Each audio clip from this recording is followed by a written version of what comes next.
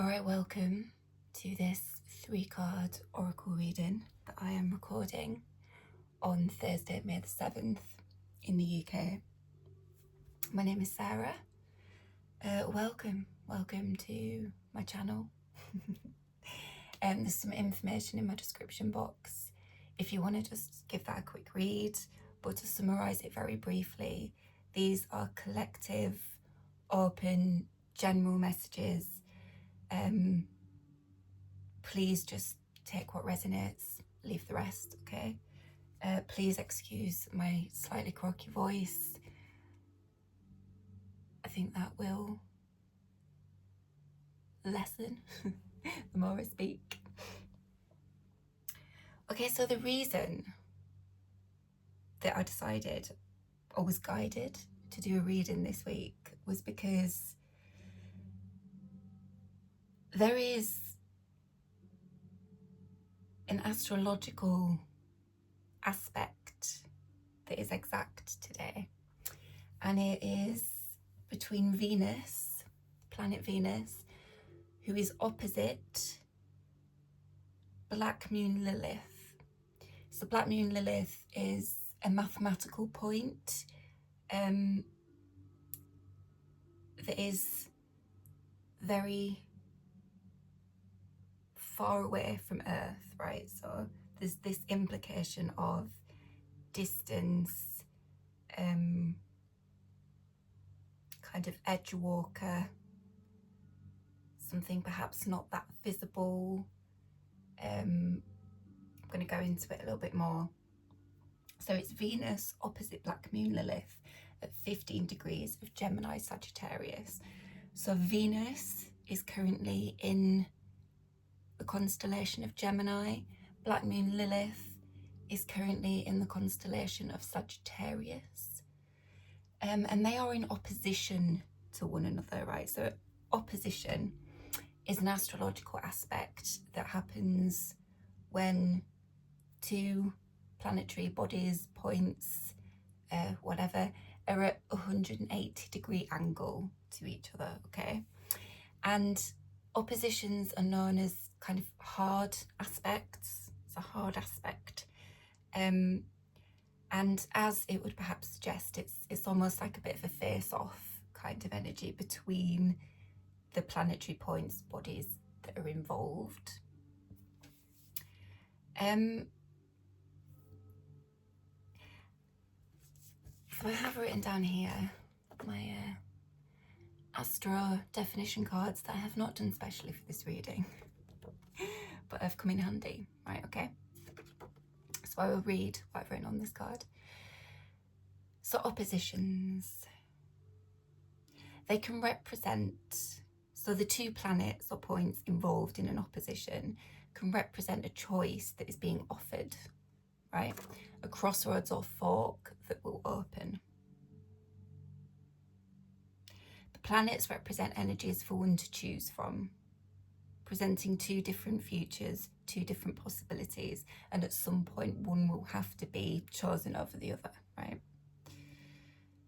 So attaching to one and discarding the other, basically detaching from the other.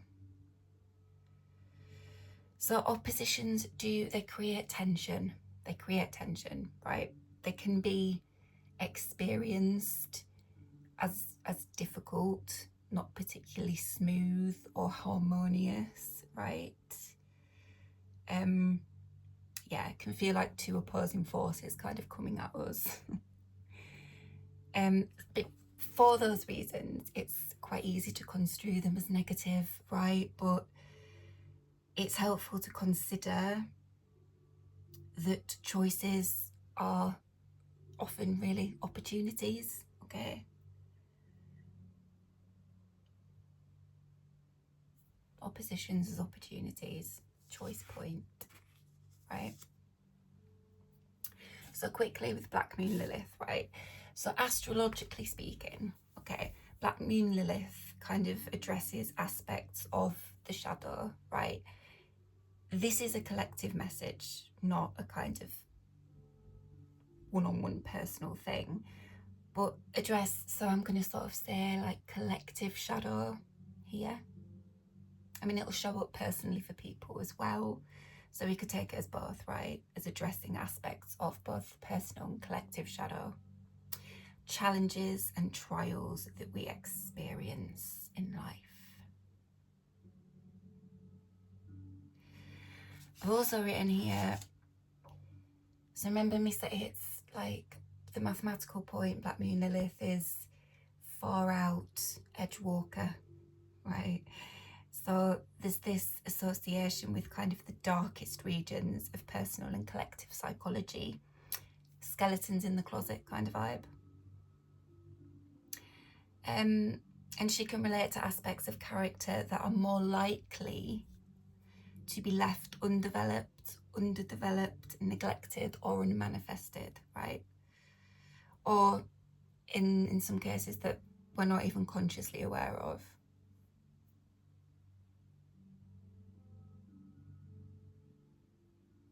So Black Moon Lilith.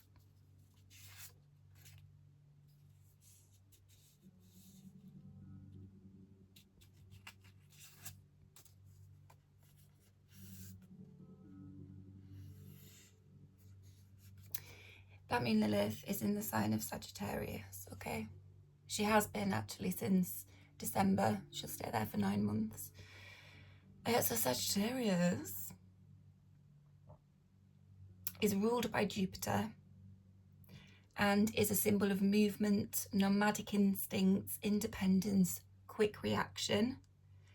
It's an archetype that transcends limitations, is oriented towards fulfillment, right? Seeks out the limitations in an attempt to overcome them, and is driven by instinct for the large scale and grandiose, right? So collective, right? Big, wider energy.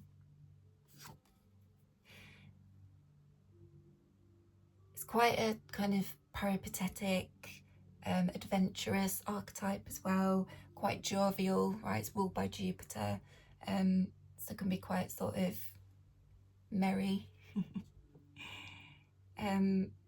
Yeah, can relate to idealism, witty nature, bright outlook, good luck, positivity, free spirit, right? The sort of flip side of all that with this archetype is, right, there can be superficiality, arrogance, non-committal, can be reckless, and there can be a tendency to always look for something better, right? So there's a bit of a tendency, well, this is interesting actually, there's a bit of a tendency to never be satisfied with the status quo or the present moment. But it's interesting, isn't it? Because I would say collectively, on a local one, on a much wider one, I think there's really like a big call to not settle with the status quo, isn't there? In terms of,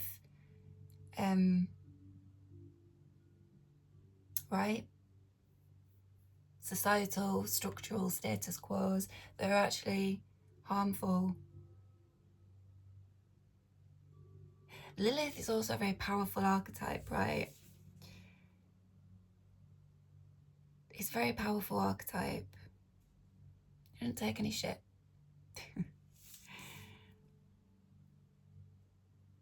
And for what she represents,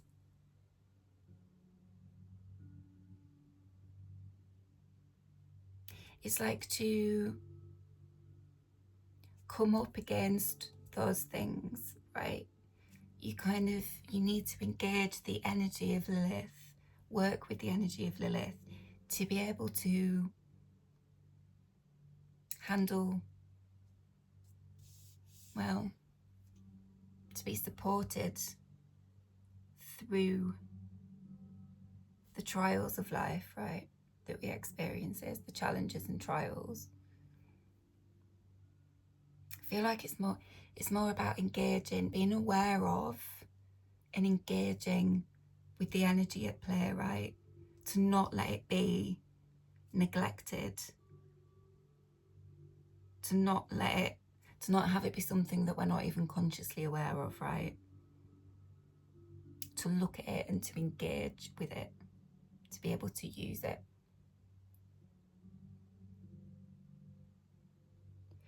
So Sagittarius as well, right? It's a very broad, visionary archetype, goal-seeking, very open-minded, progressive, ever-changing, seeks higher ground in all endeavours, right?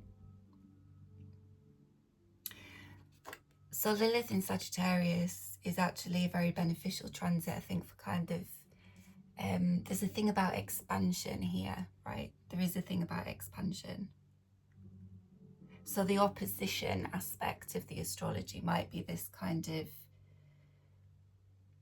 expansion that's in tension with what would restrict it, because there's a bit of a, well, there is like a Saturnian undercurrent here with this time master energy.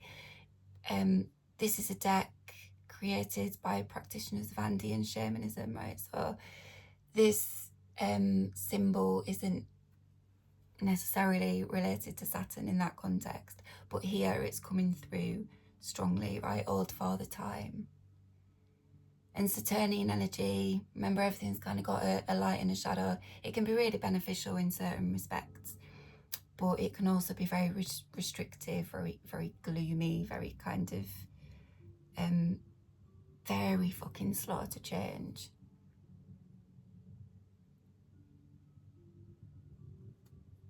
So that could be indicating a kind of restriction. There could be something really specifically to do with like time frames as well.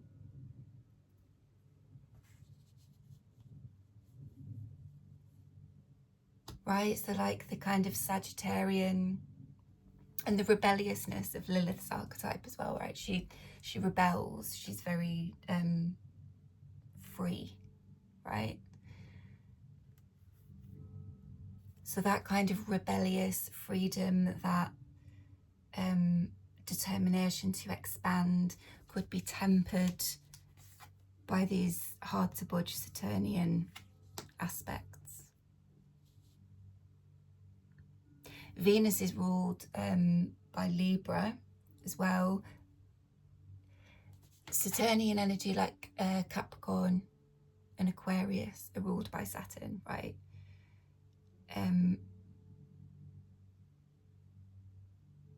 So out of those two, Aquarius is the more typically kind of very humanitarian, very collective, very expansive archetype. Capricorn's a bit more, well, a lot more kind of pragmatic and fixed, right?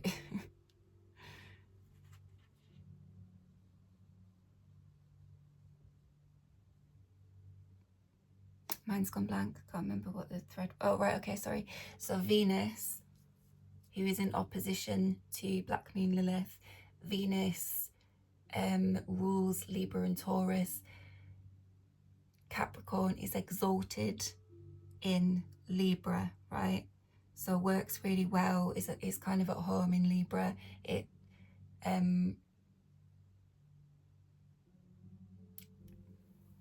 Saturn, oh god, Saturn is, did I say that? Saturn is exalted in Libra, right? So just is very comfortable in that energy and is able to function in this really kind of high capacity, okay? So that's interesting. So maybe the Venusian energy might be softening what usually feels really hard and fast and restrictive, and there is something about time in a more restrictive sense, I think. I keep saying that though, I keep saying restrictive. Time in a more restrictive sense.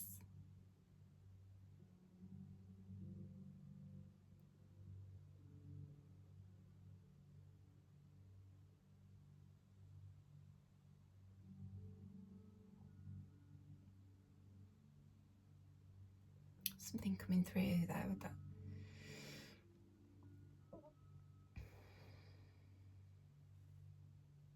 I think there's a bit like a bit of a dual thing, right? Like a fixed point in time, in the sense of being in the present moment, not wanting to, with that Sagittarian energy, right? To not be content with the present, with what's happening now. I think there's a call to kind of focus on the present moment and kind of make a sort of peace with feelings of restriction.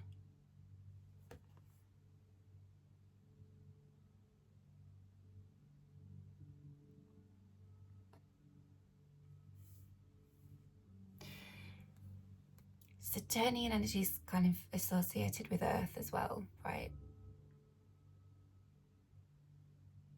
Capricorn is an Earth sign. Aquarius is air.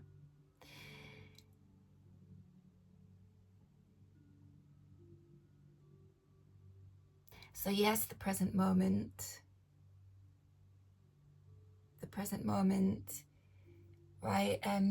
Physical circumstances, the physical world, the material realm can be very slow to change. It doesn't mean that nothing is changing, right? In fact, there's a bit of an indication here of changes that are kind of completely, events set in motion that are kind of out of our control, right?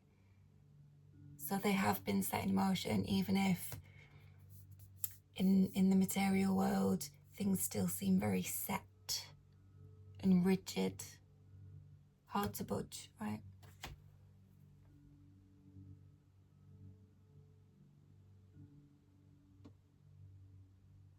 I think the Venusian energy is softening. Saturnian energy can be difficult, man.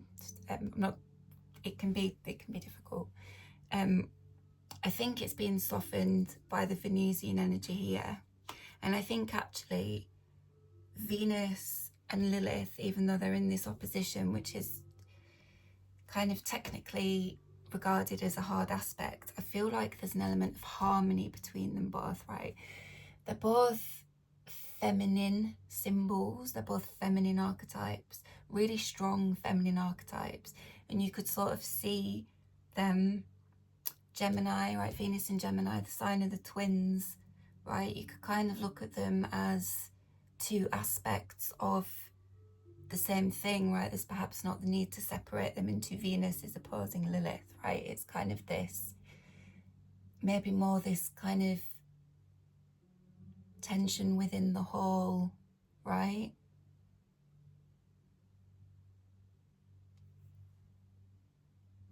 So, astrology card again, right? Venus. So this is in the context of astrology, right? So Venus embodies sympathetic attraction, emotion, love, empathy, harmony, gentleness. She's the planet of art and sensory appreciation, pleasure and pleasant things. Sense of touch is one of her attributes, as well as all manifestations of feminine nature. So that Lilith is a feminine archetype, and what was it?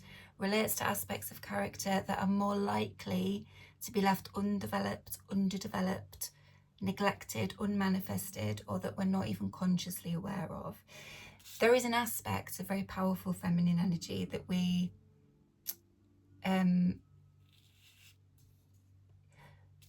having it kind of pointed out to us because, right, events are activating it, setting it in motion, or that energy is kind of the event, right? I mean, literally in terms of an astrological transit, but the energy of that playing out over a bit more of a protracted time, like period of time, okay? Or things are setting in motion now that have effect or will be playing out for a more protracted amount of time, right? Beyond the moment of this particular aspect on May the 7th, right? So Venus rules Taurus and Libra. From the remote ages, she was the star of whispered confidences and chief of the heavenly beauties, right?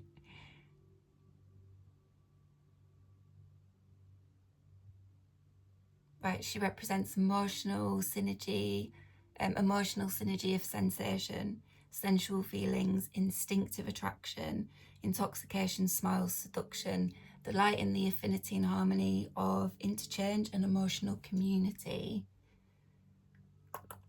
as well as of those emotional states created by charm, beauty and grace. Appreciation of the beautiful, kindness, enjoyment, loveliness. It is that of the peace of mind called happiness. Okay, things that make us happy, make us feel happy. There's a lot of appreciation for them, right? Lots of ways. Maybe kind of coming up against things that we find challenging, which would be more, which would be represented more by Lilith's energy, but we're being asked to not keep what we find challenging in the dark, so to speak, right? Because there's gifts in there, right? There's things that can be developed, cared for, manifested. We have to let them come into conscious awareness. So there might be opposition, there might be a bit of resistance in letting things kind of come into conscious awareness. Okay? Because we might find them more challenging, or people might find them more challenging, right? Venusian energy is a bit more kind of, it's a bit lighter and a bit kind of bouncier. Right.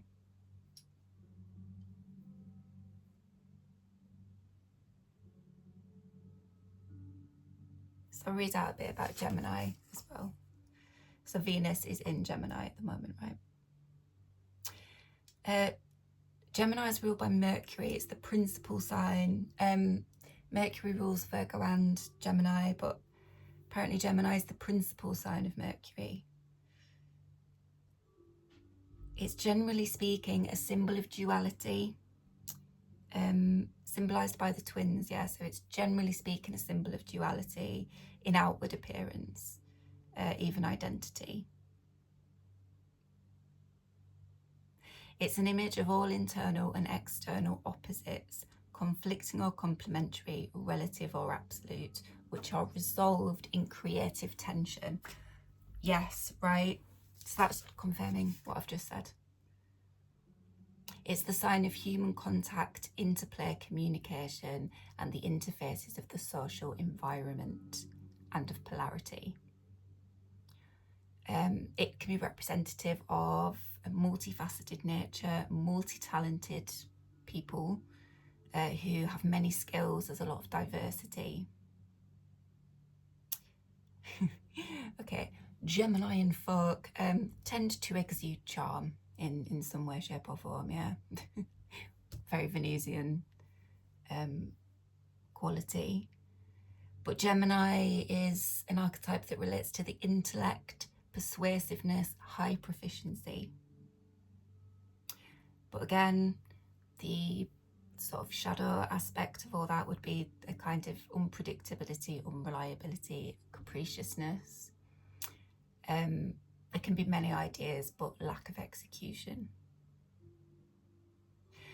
Gemini energy imparts a kind of expanding energy into the planet,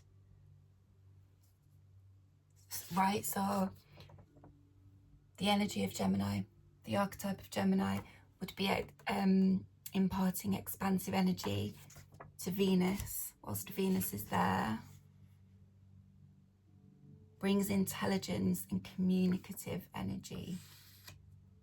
Excels in that, does Gemini.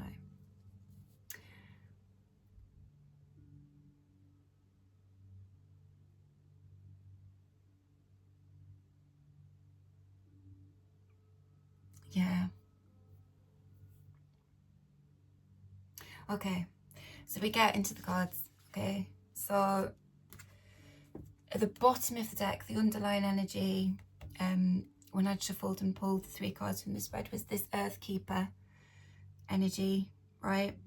This, so the authors of the deck, I haven't sat and meditated with this like I have with the other 3, but it's pertinent to the reading, okay? So this Earthkeeper energy is about co-creating our personal worlds, but then, you know, we're also responsible for that world's well-being. Stewardship of the earth and all life on it, okay? Earthkeeper. The energy of spirit, right? Earthkeeper spirits. Stewardship of the earth and all life. Holding the sacred dream of a planet where all beings live in peace and where the rivers and the air are clean. Interesting, I think this, well, yeah, shamanic cosmology, everything we do has an impact for 7 generations, okay? Looking after the earth.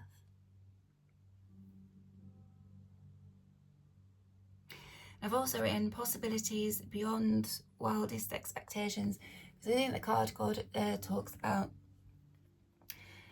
when we're kind of ready to dream a bit bigger, right? So that could be an aspect of this Saturnian restriction that I keep mentioning, right?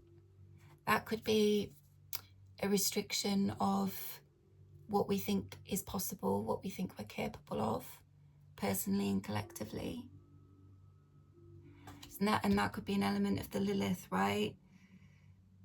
Things that are unmanifested, undeveloped, underdeveloped. So there's this kind of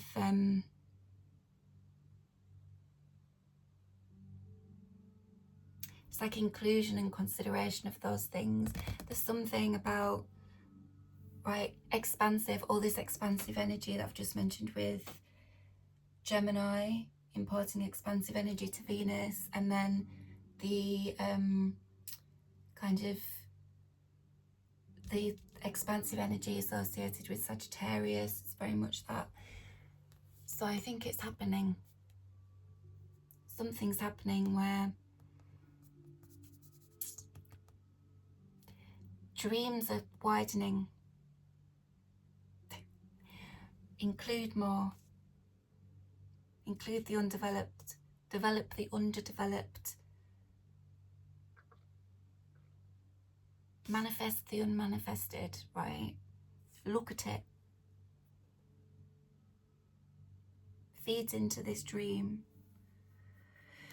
Also remember, it's not just about you anymore, right? This is a very collective energy, right? We all live on the earth. We all need to be stewarding the earth and doing our bit there, don't we? Especially now. It's perhaps as well an indication of that is going to be more and more and more necessary in new ways, in bigger ways, right? It's time for that. That might have been a bit of what was coming through with the, what did I say, like an actual kind of, like a period of time, or in that sense, right? Like it's time. It's time for that.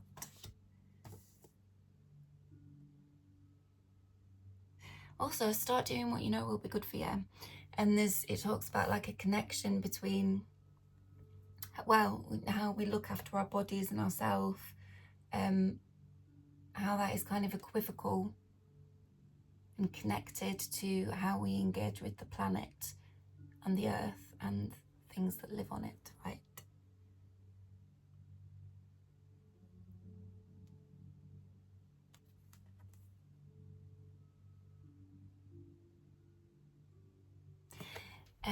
Lilith is often depicted in iconography with wings as well. So there's an aspect here. She's coming through this card. She's coming through.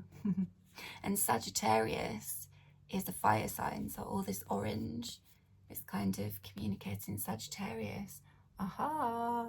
She's coming through here. Just fucking look after the planet. Bless. right? It's time. Remember me saying that Saturn kind of associated with Earth, like material stuff, right? It's time.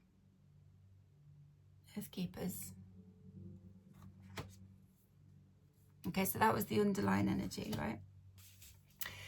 So there's a kind of interesting thing where I've got 3 cards. I've got Taming the Wind, got Water, and we've got Thunder. Now, when I was sitting with the cards, I pulled them out, and Thunder was over here, and Taming the Wind was over here, right? So I was reading Thunder first. Water stayed in the middle. And then when I put the cards down to just get sorted for the reading, I put the Taming the Wind here. So I think it's indicating a kind of shift in perspective, right? Perspective shift, finding the right viewpoint, finding a kind of aligned sight, because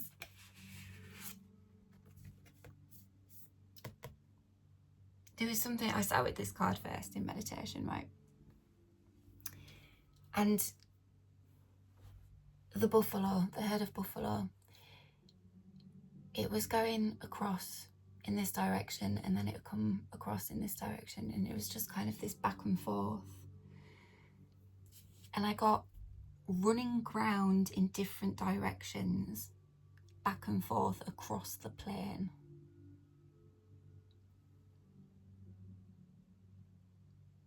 Which plane? Could be a cosmic plane, could very much be talking about like planetary movements, could be talking about the material plane, right? But it was just this idea of motion back and forth across the plane, relay. Like actually like I think almost like a relay race, right? So they come across here and then they sort of tag, and then they come across here and they tag. It was like that.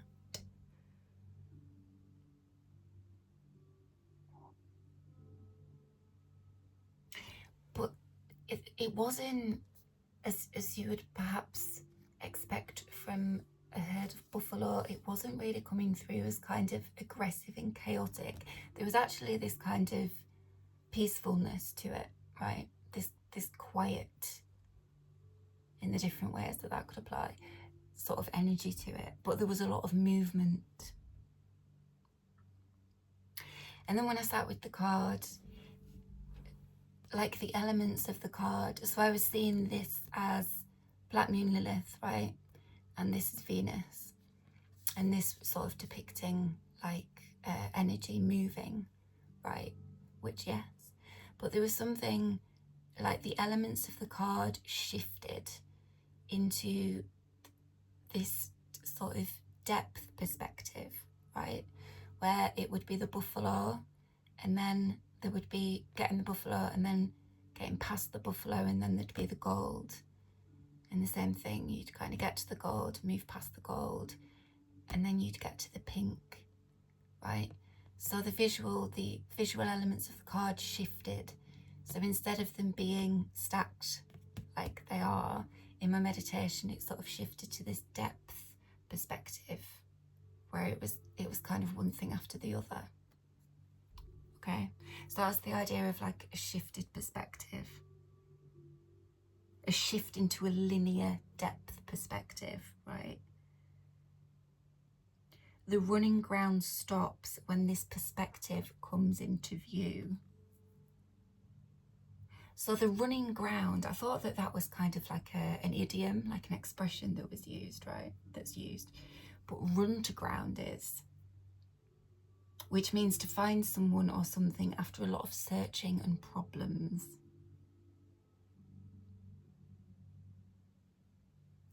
It's back to Lilith again, isn't it? Things that are neglected or unmanifested, or they're in our subconscious, we're not aware of them. The mathematical points, very distant from the earth, right? The edge walker, on the edge. She's a champion of the underdog, is Lilith. Fiercely protective as well, right?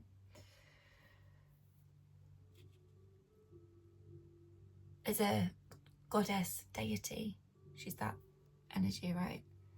Astrologically, they do kind of represent something a little bit different, but I often find this, well, there is like a bit of a merging crossover. They're not too distinct from each other. But it's that, right? Running ground in different directions, back and forth across the plane, relay.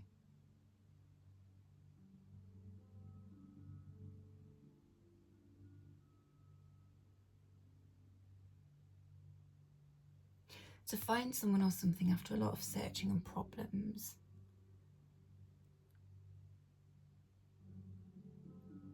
So if we want to kind of personify, kind of grounds it a bit, doesn't it, if we can personify? It could be like searching for someone or something, right? But having to kind of search in the darker spaces, search in the spaces that are less visible. People who are less prominent, right?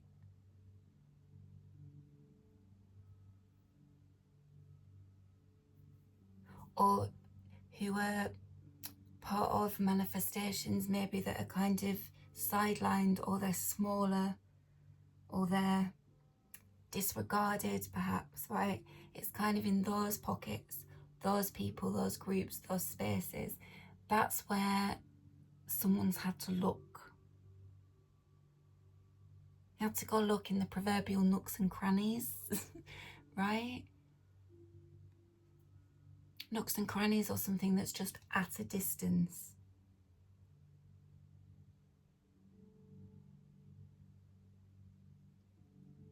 Because a shift into a linear depth perspective, right, that kind of brings in the idea of like,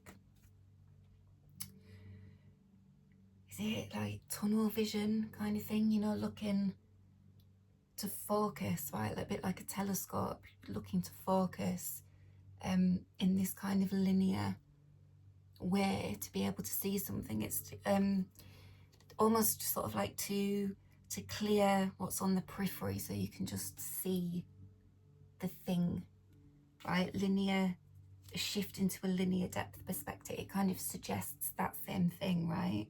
So you can see something that's at a distance. And it focuses, right? So the idea of running to ground, a lot of searching, a lot of problems, that might have been a bit chaotic, right? That might have been a bit chaotic and a bit all over the place. Might have been a lot of back and forth in. But there's a focus coming in.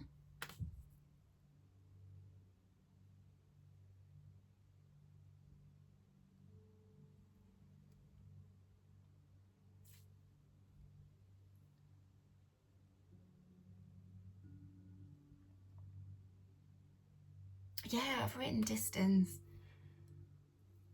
Hurdles, obstacles, hurdles to overcome, hurdles that have been overcome.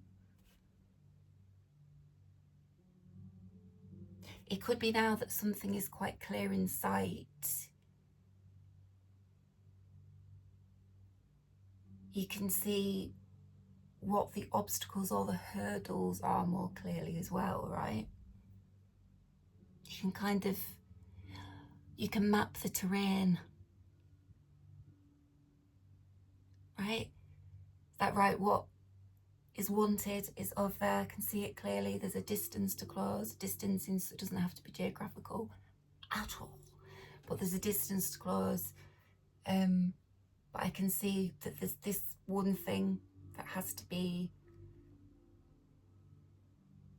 dealt with, right? An obstacle or a hurdle could just be something that just has to be dealt with. But you can see that, so you can plan for it. You can see it coming, and then once you're past that, you see the next thing, and you pass that. But then you get to it because it's this Lilith energy, right? That's the thing at the distance. It's the Lilith thing. It's the thing that isn't manifested yet.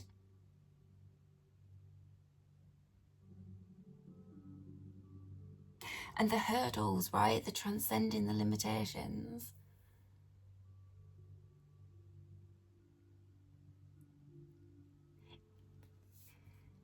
Lilith being in Sagittarius is a very beneficial transit for overcoming limitations and for getting to something that is at some kind of distance.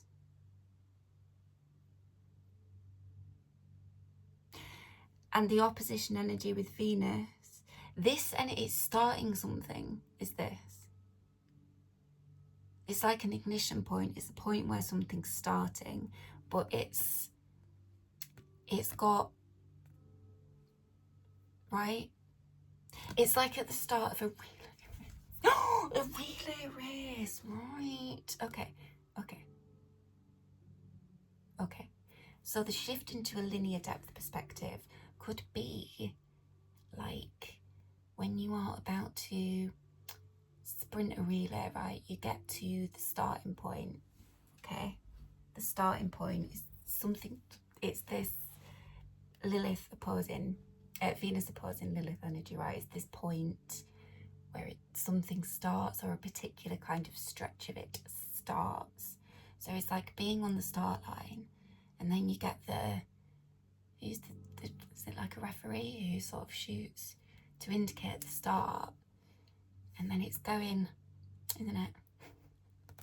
You can see what's wanted, you can see the finish line here, the unmanifested thing, right?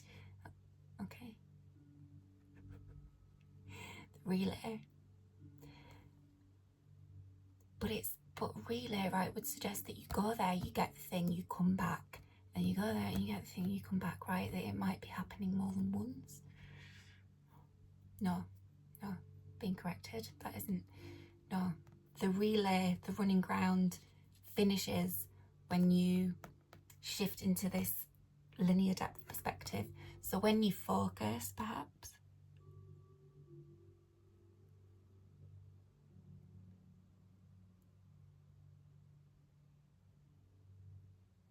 but it's like that, it's like this, this astrological aspect is kind of, it's like a starting point, and something's clearer in sight. You're able to go get it, to retrieve it, right? If it's a personal thing that's kind of been neglected, left in the dark, there's an opportunity here to go and retrieve it, and there's just this support for the expansion, right? The expansion that would be needed to go into the distance to get it.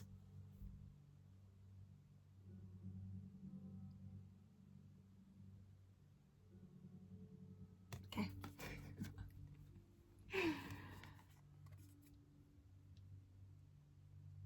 Yeah, because thunder is the sound created from like the rapid expansion of air, isn't it, with lightning?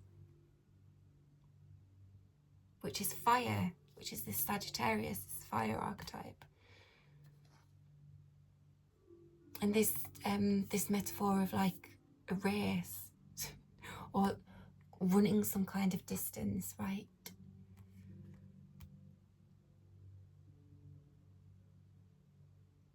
And the thunder is the shock wave from that we perceive as sound. Reaches us as sound, doesn't it?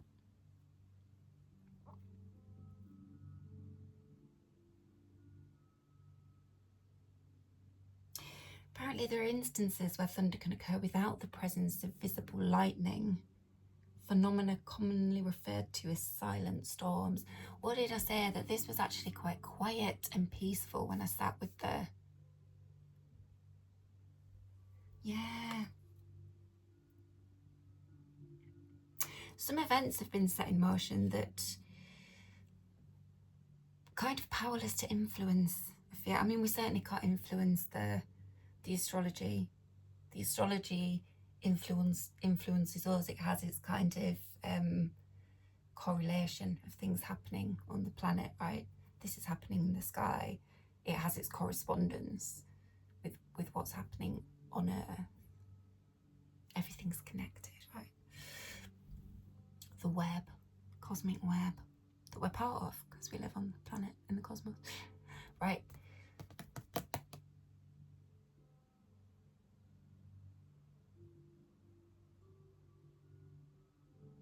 we're going to have a perspective bestowed upon us by this transit, right? And we are powerless to influence whatever events have been set in motion. But it feels ultimately positive, does this? It actually really doesn't feel like, even though it's kind of difficult, there's some difficult aspects of the energy and there's some sort of darker aspects, it actually feels very positive. So the next card that came out was water. Sorry, we'll just go back to thunder. So the creators of the deck, what they wrote with this card, right? It's a bit of a call for attention when great occurrences are meant to happen in the world. So it's that, isn't it? Like at the start of a relay race with the person kind of shooting to signify the start, but it really, like, it gets your attention. It's this loud noise, isn't it? That can be heard in stadiums above all the sound of the crowd, right? It can be heard clearly by all the participants. It can be heard by everybody, right? Calls your attention to the beginning of something, doesn't it?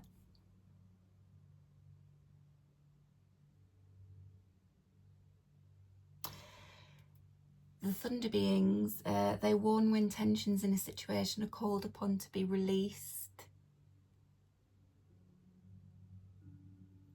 Again, a gun signifying the start of a race, and then the kind of the expending of physical energy kind of releases the tension that is there when you are kind of poised and ready to start running, right? There's like a release through the physical motion. Yeah, dramatic moments in life that change everything.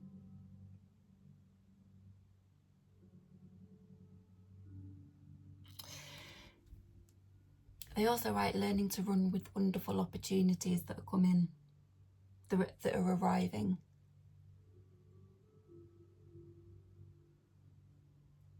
So it's that focus as well, right? It's being able to see the opportunities that are coming so you can actually make the most of them. And what did I say right at the beginning about the opposition? It kind of creates a choice, but choice is opportunity.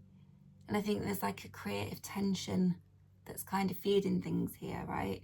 But tension can be uncomfortable.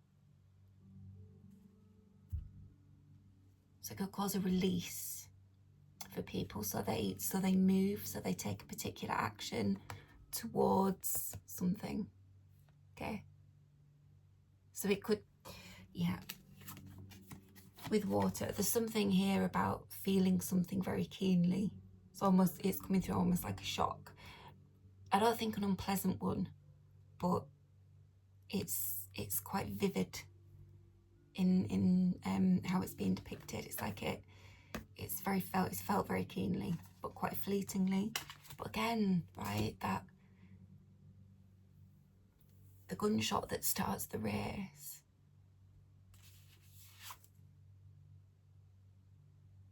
Because you got to go, because it's fucking go time. Right. The thing that I've highlighted in bold, right, from the book. Qualities that are needed more now are flexibility, dexterity, and a willingness to experience it all without dictating from where or in what form opportunities will come. Be ready.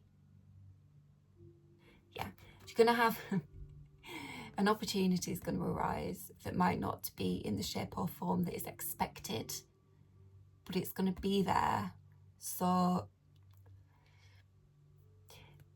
it could be saying like energy is clearing, so like anything that's kind of obscuring a particular view will get removed. But I think there's a bit of an indication as well to personally with water to clean your own energy, clear your energy, so you can see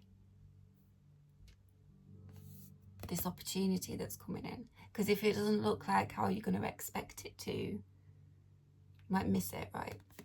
If you're expecting it to show up in a particular way. flexibility, dexterity. Yeah.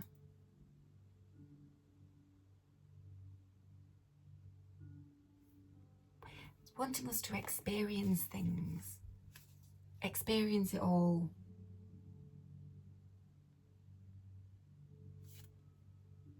Be ready.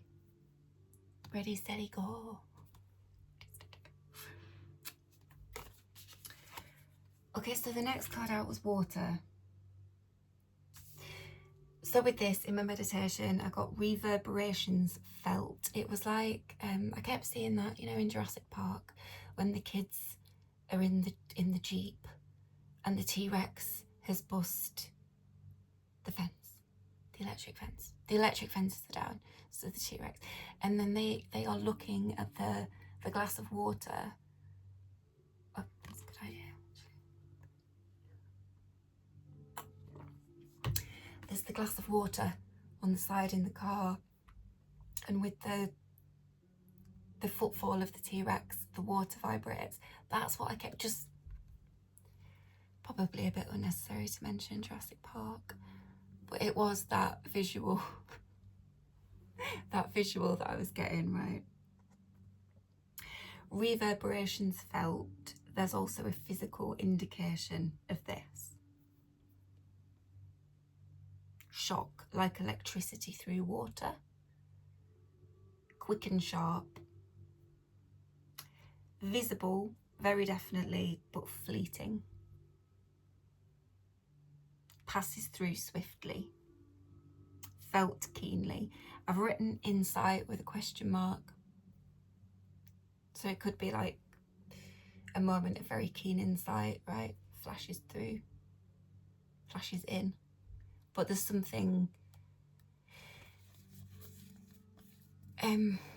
yeah, there's something about like cleansing yourself here, right? What water does to the flesh, it does in sacred ritual to the spirit. So having a very, I mean, a standard wash, but maybe like a very intentional water cleanse, salt bath, things like that, right? There's a need to do that.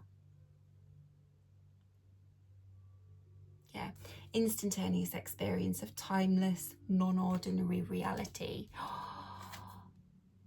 Time Master. That's the more, yeah, like shamanic aspect of this card. I've been talking about in context of Saturn.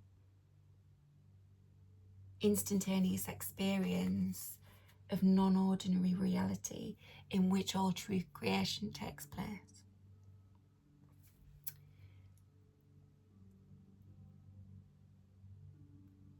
So this thing from which the reverberations are felt, and there's a physical indication of it. There might be an element of shock, but again, it doesn't feel, well, I don't really want to sort of say like good or bad. I think there's a kind of neutrality.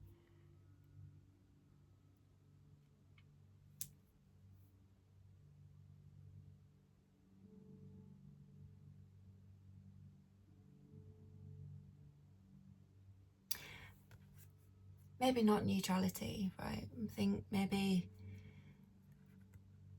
it doesn't feel quite right to be popping the old label of this is good, this is bad on things, right? Because there's quite a significant change underway, which we don't have any control or influence over, right? We have control and influence over how we respond to the changes happening. Be ready, be flexible, be dexterous, be willing to experience it all. What we can do, isn't it? Right? Might be just like a moment of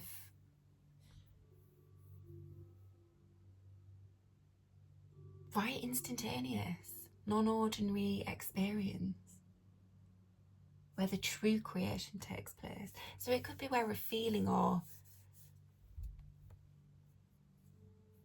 something, right?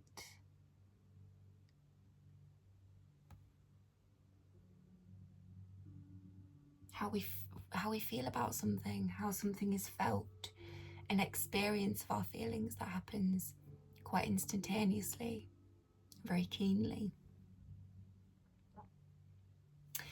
And then keep holding these two cards up together. Water begins without boundaries. Then as soon as form has separated itself from water, it comes under the laws of time and life, thus acquiring limitations.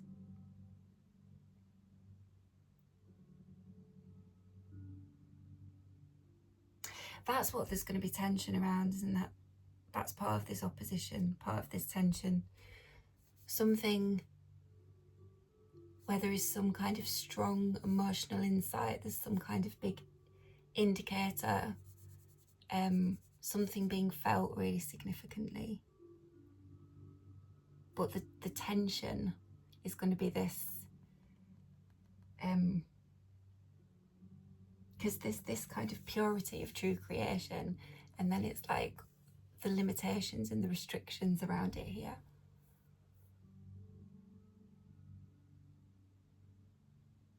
Could be how we feel about something, and then there's how that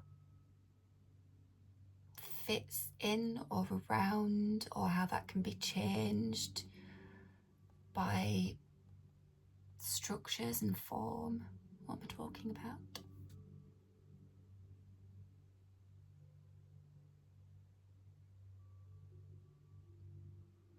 The laws of time and life. It'll be like once something has kind of come into being, there's the laws of time and life.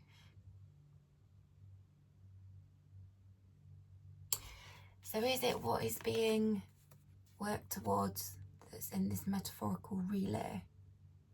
Something that has been searched for in many places. Is this that run to ground, looking for someone or something? But then it's there. There's this clear line of sight. There's this starting point to kind of close the distance with it. So it starts to change the form of it, doesn't it? So people might be going for something, but in the going for it, it kind of, yes, right? It comes out of this spiritual, non-material realm, and it starts taking form in the material world. So there might be a bit of tension about limitations that it acquires simply by taking form in the material world, right?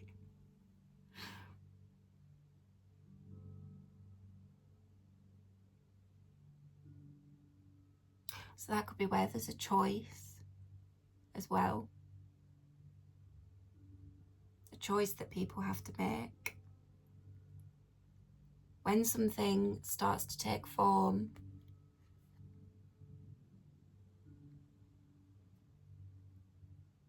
and starts to acquire, probably to some extent, the inevitable limitations of just being materially manifest.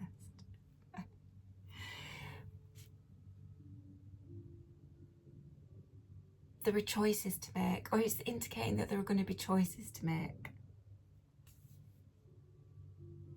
Choices to negotiate, right?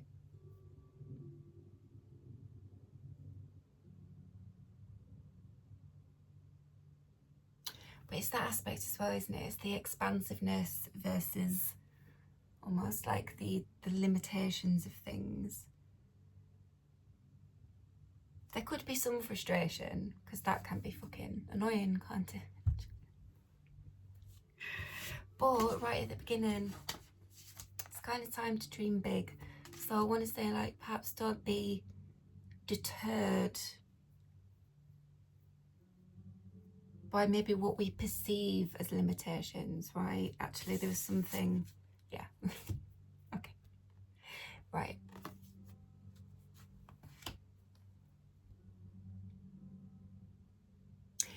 If you want something to manifest out of the realm of water, the true and pure creation, and you want to kind of build it up in the material world, it changes form a bit, right? So we have to kind of accept that it will change form. We need to develop it. And we need to make decisions and choices and That's kind of an inevitability. Maybe need to give it some structure, right? It might be an indicator of that as well, to just like, right, build the thing, whatever that might be. And me saying like, don't be deterred by perceived limitations, because there is this taming the wind.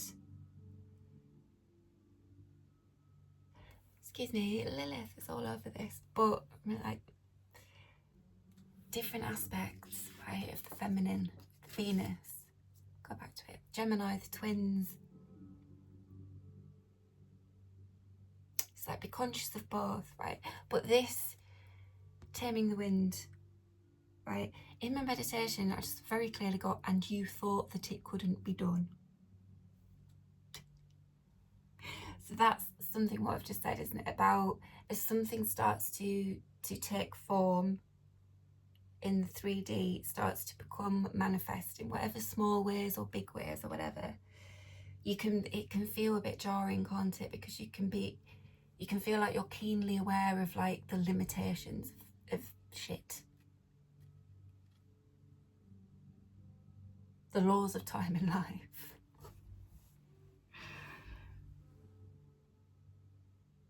So perhaps some folks have convinced themselves that something couldn't be done, right? Because I got with this, my meditation, and you thought that it couldn't be done. Certain things need very specific conditions under which to manifest, grow and flourish. Building, creating an environment in which something can flourish, can exist as it is, as what it is. So it's bringing something into being. Look, it was coming through as quite arid, right? But it was actually reminding me of plants that thrive in arid soils, you know, like cactus and all these different grasses that really thrive. They need the rocky, dry soil. And they get their water from deep, don't they? They're very canny with getting the water that they need because they live in those arid landscapes. Another aspect of Lilith's law is that she's the first wife of Adam, right? And she kind of takes herself out of the Garden of Eden because she's not treated equally. So she's like, fuck this shit. And she goes to the edge of the desert where she has lots of babies. Demon babies, I think. But the point is birth, right? So in this kind of arid, distant environment, this abundance can happen, this creation can happen.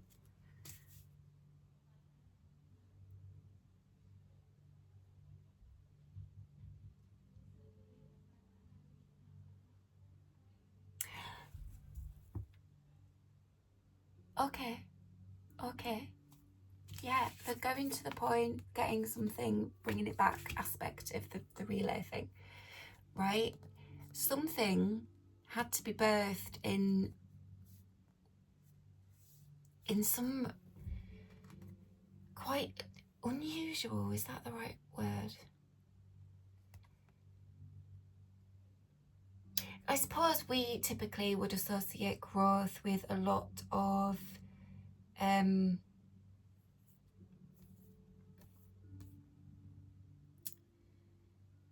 like, well, I don't know, it's a process, isn't it? It's harder to grow, isn't it, in certain environments? So sorry, this is indicating something I think that has been particularly challenging. It's like some kind of space, energy, period, domain that has been particularly challenging for people or for somebody.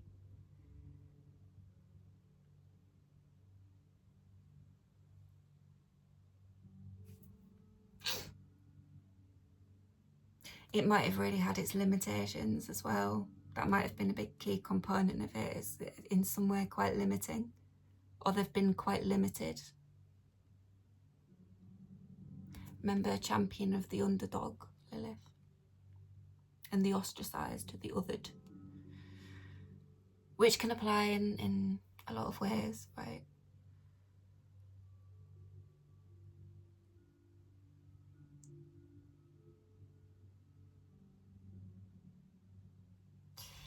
The overlooked, it's perhaps that's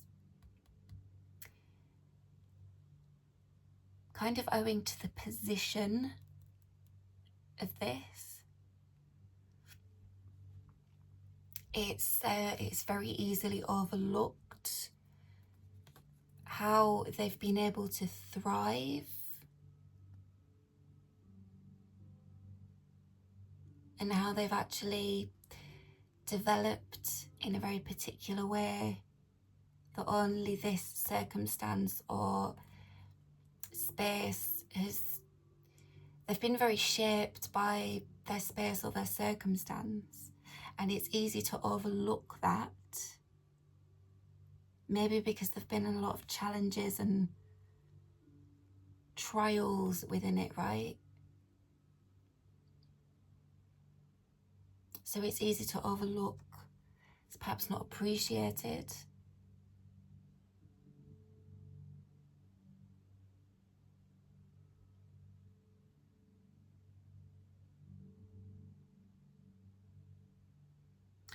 There's also the thing as well, right, about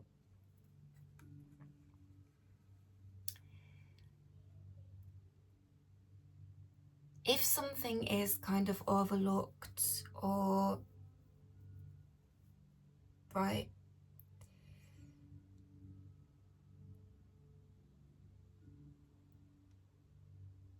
it can just sort of be what it is, right? And so it can grow and it can be what it is. What have I put? Exist as it is, as what it is. Right? It's like something that is kind of left alone, but there is also like a line, isn't there, of something kind of being left alone and something being neglected.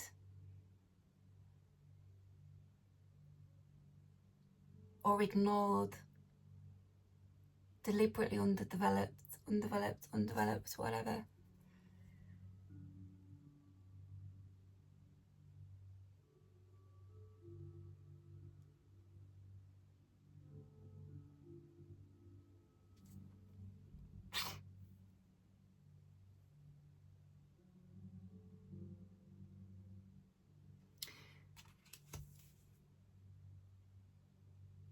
Yeah, so it's, yeah, and you remember me saying this card changed positions? Yes, and now she's looking at the water and this thunder, this kind of opportunity.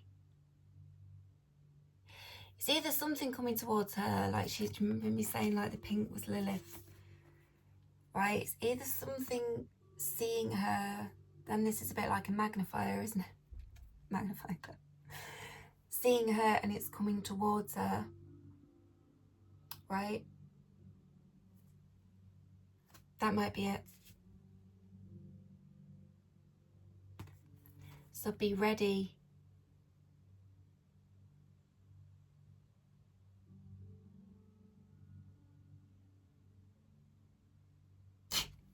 It might be a bit of a wake-up call to people who have kind of been in some way on the fringe for periods of time. There might be a kind of influx of energy coming their way that they might not expect. It might not be in the form that it typically would come, or like, I don't know, something about that someone or something is at a distance, and the fact that they've been at that distance has been very beneficial in certain respects, but it's also coming through with a bit of a like, or I suppose it could tip over into being not beneficial, that it's kept at this distance, right? So there's some kind of thing, there's some kind of initiation or start point where it's like something's gotta go fucking get it or something. Gotta go tap in with it, right? Gotta go tap in. But some people, someone might not see it coming.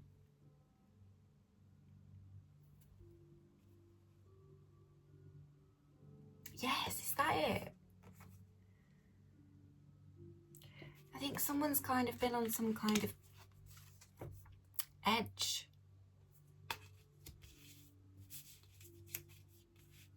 for maybe quite a long time. So maybe it's coming through with this big sort of amplification energy to just give them a huge heads up, so they're not actually kind of like knocked over by it, right? To kind of offer them some steadiness in what is a big shift that they don't really have any kind of influence or control over. It's like it's coming towards them. So that changing of the positions of the cards, it went from them not seeing to seeing it coming, right? Just like in sense of a heads up. See something coming. Okay, I'm gonna pull a quick card from this mystical, no, what is it? Liffruma Oracle. Just gonna do a closing card, and then I'm gonna go vote. Gonna go vote, motherfucker. Oh, right. I was looking out my window to see if the sun was out, but I've got my blind pulled down, so can't see actually. Right, get me one more shuffle. This is just a little, I don't know, maybe nothing will come out from this, and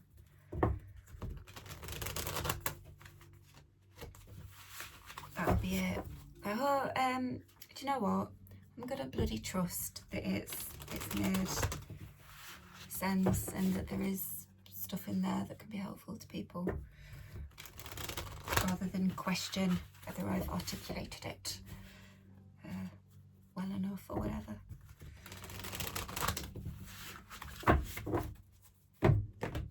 Okay. Right, is there anything else to add there? Okay, I'm not quite ready to take cards. Put those back in. Is there anything else? There's too many cards. Can I just have one card, please, if there's anything else to add to this message? New bud. Hey. Yes, horse move on the bottom. It's that freaking... These are bison, but it's fine. You get the idea. But it's that idea of race, isn't it? Eye to eye, nose to nose. Lose yourself in the frequency of other. Moving forwards with confidence or caution depends upon your heightened senses. Point is, I think that there's got to be some moving forward, yeah? What does the other need from you? What do you desire another to cover and comfort you with that you cannot do alone? Ooh, okay. Right, so new. Germinate, form and pause. Create a potential blueprint for a new activity to actively unfold, but not just yet. Yes, because it's the start point, isn't it? The new bud. It's I keep doing gun fingers, what the fuck? But you know, the start point of the race, the thing, the horse move. It's the starting point. So it's that, like, get ready. Early magic, create, germinate and pause, wait. There is timing, divine conditions that are required to allow a bud to burst open and show the perfect, beautiful purpose. But yes, it's that aspect of time as well, isn't it? Start dreaming big, babies.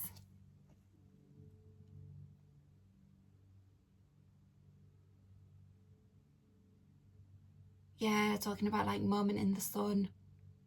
scented and colour saturated. Lilith with wings, and then the Lilith. So there's something about the contrast of colours. It's like bringing them in, bringing them into the light, bringing something into the light. And in doing so, it's that kind of nourishing self and the nourishing the earth. How there's like a connection between those two, right? So look after yourselves, lovely people. Cleanse. It's like watering the bud. So something's being started with this astrological aspect. Okay, something's been started with it. It's a new bud. Horse move. The horse is moving, actually. Right, okay. Peace. Happy days. Take care. Bye-bye.